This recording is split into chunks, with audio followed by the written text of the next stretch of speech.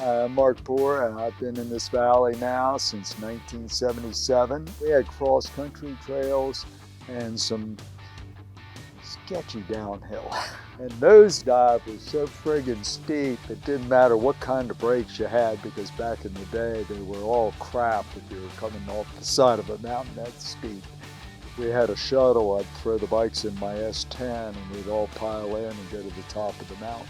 My name's Duncan. I've been here since 2000. When I got here, I went to my first Norba race and I saw all these downhill bikes and all this crazy racing, and I was like, what is going on here? This is awesome. And it changed my life.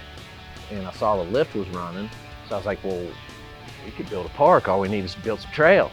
Got management behind me, and next thing you know, we're starting to hand cut trails. And I cut most of the beginner trails at the beginning with a bow saw and a machete, after hours kind of thing. All there was Western Territory, and the trails were, gnarly, but that's what people rode. I mean, those trails were cut in with an old, Proflex with the rubber elastomer shocks.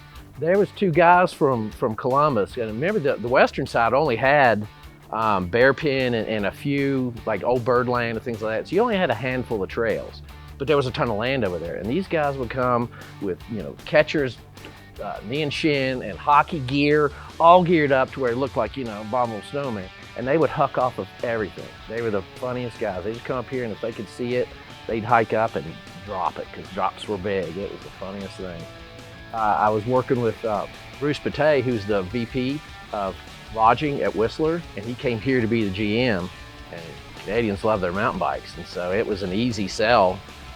Lift's already going, let's build this park. And everything was free ride, free ride, free ride.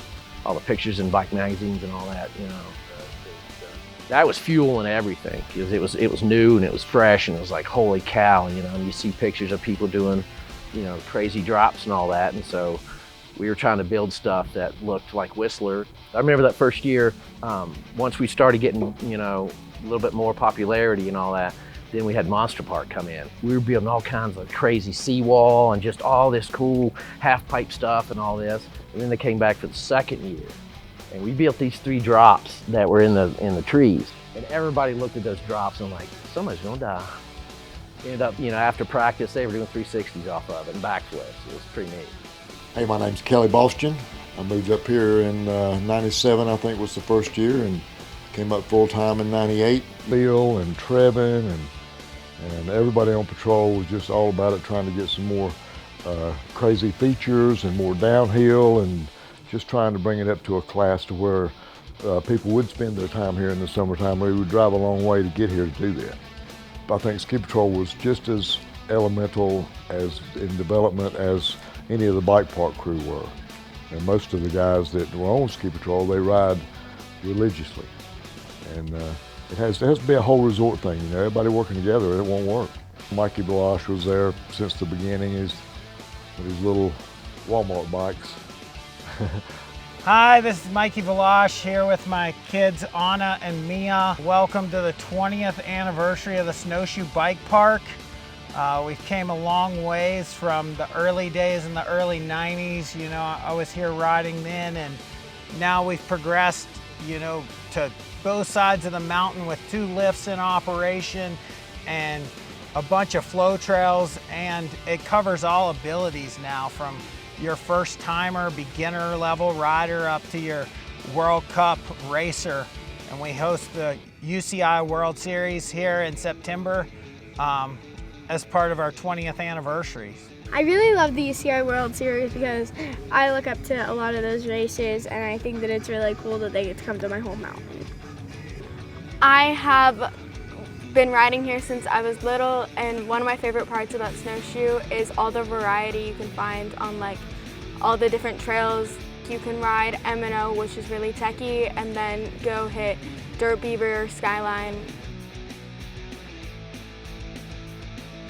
The Mountain Adventure Center, the bike shop located in the village, it's definitely grown over the 20 years as well, with a whole fleet of rental bikes for the bike park, and all the body armor and full face helmets. And with that, we also have bike lessons. Hey Hey y'all, it's Kinsey Dickman here. I'm an adaptive mountain bike instructor with Challenged Athletes of West Virginia here at Snowshoe Mountain. We are here as our first official year for the program. We partner with Snowshoe Mountain and their bike park.